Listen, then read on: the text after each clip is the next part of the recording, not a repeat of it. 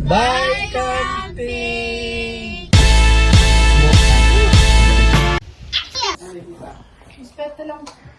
Okay, so we're going home now. Mommy found my sunglasses, but they still fit me now. And we're going home now. Gonna pack our stuff. We're gonna now put them back in the luggage. So, yeah. And then also use some of the Pokemon cards that Kuya has. Ay! Careful ka dyan ha, baka magalit kuya mo. Kung sisirain yung Pokemon cards niya. I know.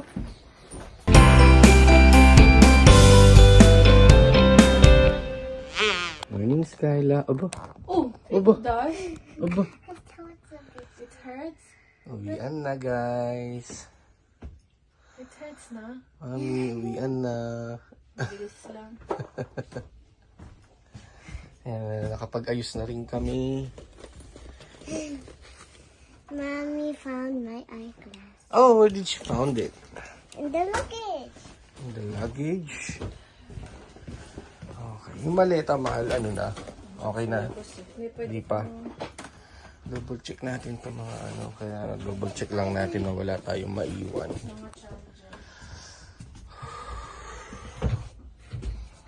Wala naman na. Okay, malinis. Mga ilalim ng unan ng mga bata. Okay. Okay.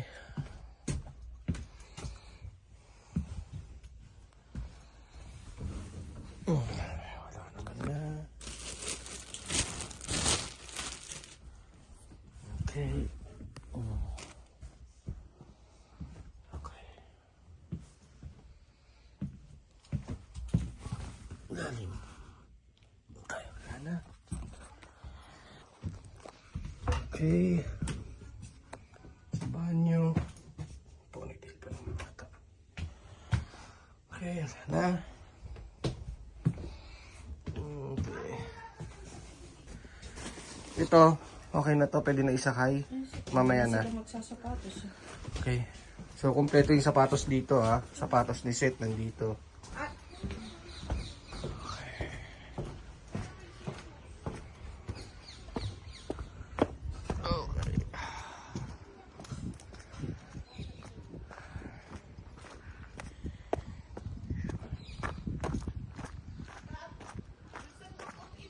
Si, hanapin ko tita, baka nandito.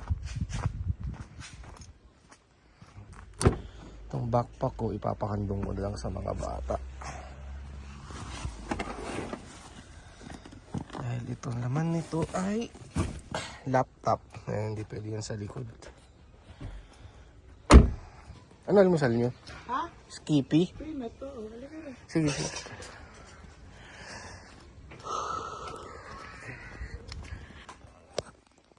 It's gonna take a while, so now I have to fix. What are you fixing?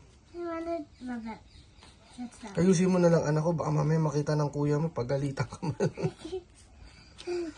Alam mo naman importante sa kuya mo, oh, careful, don't crumple it, don't.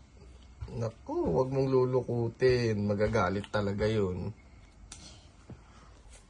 Magikarp, the most useful Pokemon, a Juon, a Chino, and he got a lucky one. Kowaidon EX. Sige na, tabi mo na yan, ano ko. Ano rin yung bakasyon namin, no? Nag-start nung Sunday, and mag-i-end ngayong Webes. So basically 5 days siya. 5 days and 4 nights. It's short, but how do you describe our vacation? How do you describe it? It's short, but what? But it was always fun to come. But it was so But it was always fun to fun. It's short, but it's fun. swim and making Etore to go to pet area. Tuwing umaga kasi, yung alagang aso nila Yana, dinadala nila sa pet area, ginagala nila. So nakakapag-walk around sila rito sa camping village. Masaya naman yung naging ng buong camping namin, lalo na yung last night, 'di ba? Dahil dumating na yung parents ni Mia, dumating yung mga relatives niya, mga pinsan niya. And ayun, nakapag-relax yung mga magulang nila dahil kami gumawa lahat ng pagluluto, pag-iihaw, mga bata ang gumawa nun. And masaya naman. Tapos kagabi, nakita nyo rin na nakapaglakad kami dito sa area na isang beses lang namin nagawa. Na tuwing camping namin, ginagawa namin yung gabi-gabi, naglalakad kami tapos naglalaro sila sa playground. Pero this camping, hindi namin nagawa yung maglakad-lakad talaga sa labas. Bukod dun sa huling gabi namin. Medyo bitin. Sabi ka nga sa inyo, di ba? No, hindi ko alam kung nabanggit ko yun sa vlog na nung mga nag-umpisa nagka-camping kami pa 3 days, 2 nights lang kami. Tapos naging 4 days ngayon, 5 days. Ito yung pinakamahabang vacation namin sa camping, 5 days. Pero parang bitin pa rin, no? At maghihintay na naman tayo ng 1 taon para isa-isang summer at para sa isang bakasyon ulit. Anyway, ang importante doon na masaya yung mga bata, nag-enjoy naman kami. Nagawa ng mga bata yung mga gusto nilang gawin. Dad, are we also gonna do a vlog at the Philippines? Of course. Yeah! Ayun. Talagang it's a fun experience yung pagka-camping. Dahil sobrang nakaka-relax. Sabi nga nung ibang mga relatives ni Mia kahapon na dumating dito, ang ganda nga daw dito, nakaka-relax nga daw kasi mapuno eh. Tingnan nyo guys. Ayan o, tingnan nyo yung paligid o. Sobrang maraming puno. Nakaka-relax talaga. Kaya sa gabi, ang presko-presko. Diba? Yung ganyan ba, hindi ka ba mag-enjoy sa ganyan, diba? So, ang pinagkaiba lang nito sa mga normal na camping is dito may mga cabins. 'Yon. Which is for us very convenient siya kasi number one, hindi na namin kailangan magdala ng tent or magtayo ng tent.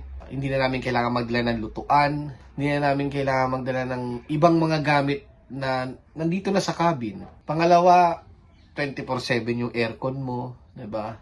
Alam naman natin pag summer napakainit, komportable rin, which is pag sa tent, alam din naman natin na ang init-init sa tent, lalo na pag tanghaling tapat, pag gustong matulog ng mga bata ng bandang tanghali o hapon, baka mahirapan silang gawin yon kung nakatent kami. Pagdating naman sa presyo, hindi mo naman masasabing ganun kamahal yung binook namin ngayon kasi tapos na talaga yung pinaka-peak ng vacation or nung summer. Kaya nakamura din kami dito. Pero syempre kung nasa peak ka ng summer, siguro ang per night nila rito, ayan o, tignan niya. So ito ang presyo ng, ito siguro particularly itong cabin na to. Who Stay Smart, ayan yung maximum na presyo niya, max. Plus IVA or tax. So, I think, pagdating ng peak ng summer, ayan ang mga presyo niya. Maximum price. Eh, ang sa amin is Who Stay Smart. Ito yung sa amin. Ito yung pangalan ng cabin namin. So, yan ang maximum price niya. $350 per night. Samantalang kami, yung $350 na yun, parang whole stay na namin yun dito.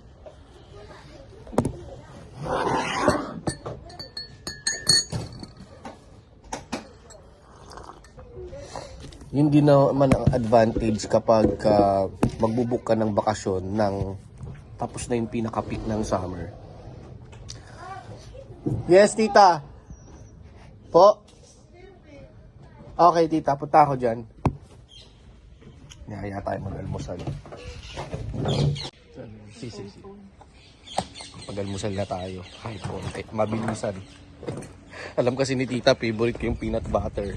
Yan, may skippy sila. O, di binigyan ako.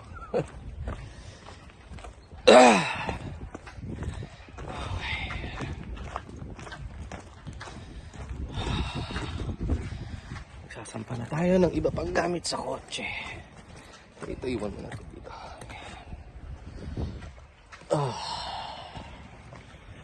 Dami na rin nag-check out. Yung katabi namin, nag-check out na. Nauna pa sa amin kanina umaga.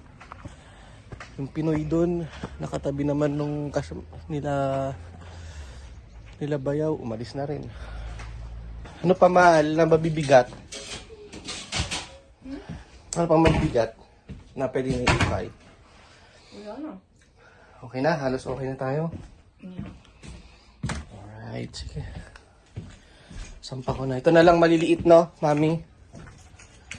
Yung pagkain, mamaya na yung ano. Baka mainit sa sasakyan.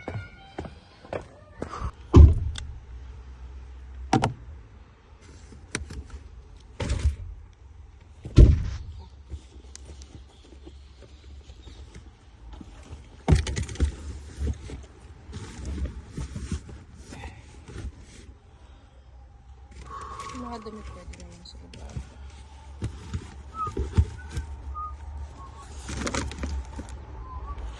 Ang ganda nitong mga to, may couch. Ayun. Ayun, may couch sila. Sa labas. O nga, no?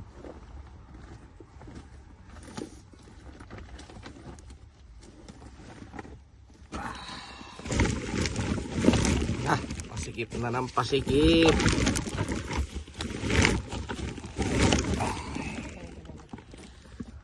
Sakto lang. Tatanong pa ba dito?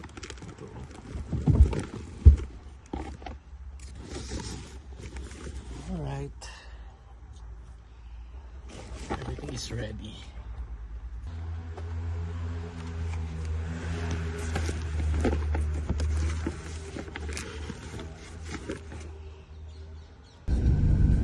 I love Fabulous. I really Yeah. do. Yeah, me too. And they're improving it every year, so Yeah. Yeah, but we'll not be here next week. we'll see what Kailangan din anak kasi mag-try din tayo ng iba. Diba? Malay mo yung itatry natin next time, baka mamaya mas maganda or it's bigger or diba? It's better. It's better. Bigger, better, stronger. But if it's not, then we will go back here. Like Ipini, diba? We went to Ipini and it feels like it's smaller. That's why But it's always nice. It's like Fabulous. but smaller. What? Smaller pool. May bucket din dun pero mas maliit na bucket. Maliit na bakit? Ang hihinahan mo. Ang maganda lang doon yung slide na pinag-i-slide slide na system. hindi na kasi matanda eh. The big Saka ano cushion. talaga dito, yung ginadayo makikita mo yung mga plaka ng sasakyan. Galing Denmark, galing Deutschland, galing iba yung mga nakita namin kahapon. Oo, tingnan mo sila. May bed sila sa loob. Netherlands. Dati basta. Never see you again. What do you mean never? Di kasi sabi ko sa kanila last camping na to. Tapos sa mga susunod ano na tayo. Casa Vacanza. Eh kaya lang nagyayaya naman sila. Si Lolo Erica. Eddie, sila Eric, si Erica. But we can go once in a vacation, right? Oo Yeah, naman. naman. We're just saying Next, na ano nga, baka we should Ostia. experience different type of different type of camping or you know, Yung palaro ni JD. different type of stays like I think there's the Aurelio one. already Piccolo sa close to Kasi the may beach. ano anak Casa Vacanza na it's a big house that could fit 3 families like that. And there's a pool in it. May swimming pool na doon. Inside And or it's outside? outside the house but just in front of the house. Which is just for us and nobody else, it's just for the house. Exclusively for us. Ayan na, we're officially giving back the keys. And si Shaina at si Pat. Bigla ang lakad papuntang Ostia bago umuwi. Ganda ng beach dito. Ganda pa ng beach, hindi pa tayo, nakapag-beach na ba tayo dito sa Ostia? Parang hindi pa, no? Look at the beach, guys. Do you see the beach? The water? Do you see it, Ganda, Skyla? oh. Mamma mia. It's beautiful, it's blue. Certo, amore, il cappello. Sei bellissima Sì, con sì, quel sì, cappello, eh. Ganda oh. Mamma Yeah, mia. it's beautiful. Look at the blue. You could actually swim pa dyan, no? Bigla ang lakad lang to. Nung pauwi na kami, biglang naisipang mag-Ostia.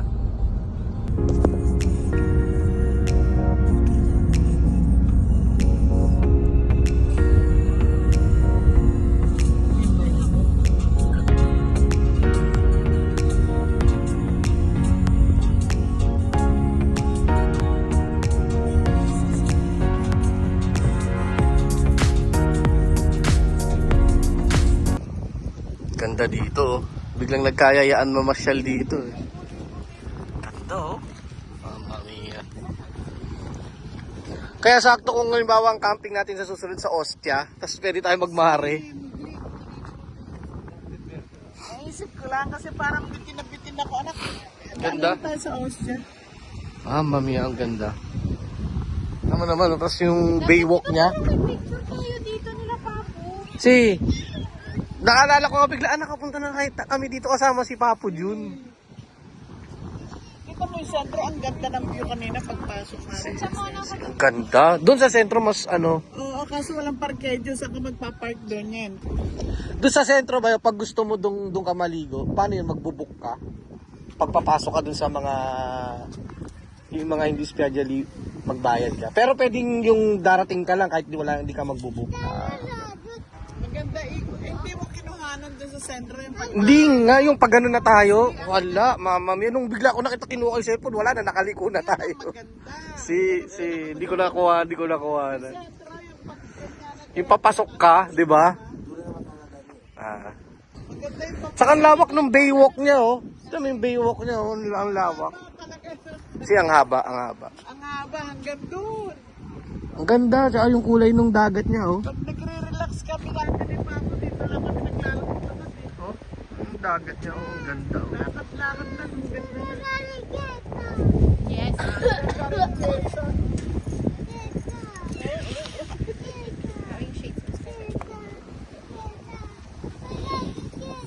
Magpa-press. Ganda ng piazza nila, oh. So, Yeah. tayo magmare sa susunod. Si, bellissima. Let's do Pero parang gusto ko dun sa ano na, dun na sa may bayad na tayo. Para, Tapos may mga kakainan dito pag gusto mo kumain sa Batistini pala Batistini. to. may mga ano sila, banyo yan. Banyo kaya yan, o tabihan ng gamit. Locker, no? May number eh.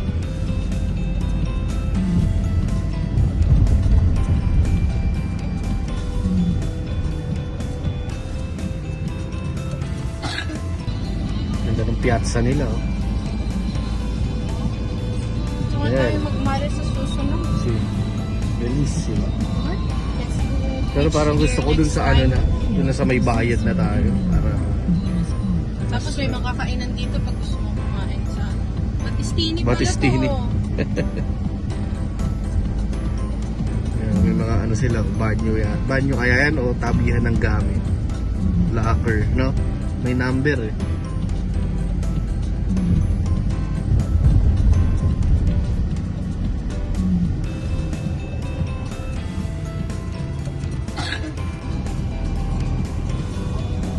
Che bello, mamma mia.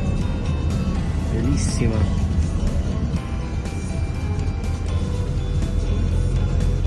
Bellissima.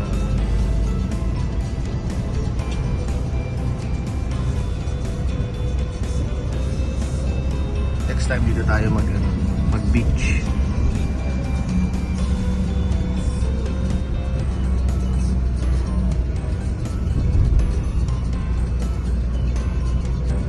Pero para sa akin kasi para masulit mo yung ganda niya.